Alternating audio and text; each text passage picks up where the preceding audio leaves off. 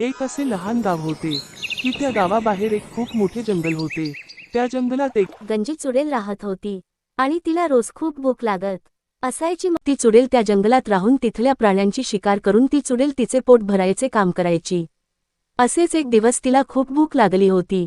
मग ती जंगलात गेली व तिला जंगलात प्राणी पण भेटत नव्हती। मग ती चुडेल एका गावाच्या दिशेने जाऊ लागली व पहाटेच्या सुमारे चुडेल गावात पोचून ती शिकार बघू लागली, परंतु तिला शिकार काय दिसेना।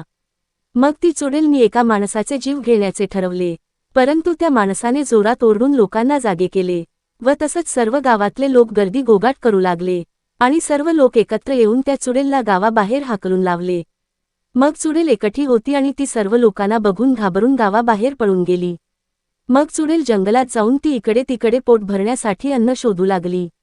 मग त्या चुडेलनी एक हरिण समोरून जात असताना बघितले आणि त्याची शिकार करण्याचे ठरवले। मग त्याला पाडण्यासाठी त्याच्या मागे पळू लागली आणि ते हरण पकडून तिचे जेवणाचे काम झाले।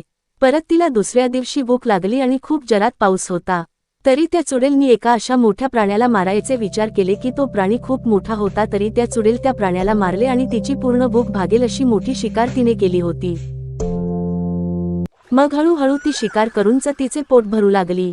काही दिवस गेले व तिला शिकार भेटत नसत, तर ती पक्षी सुद्धा पकडून खात असत।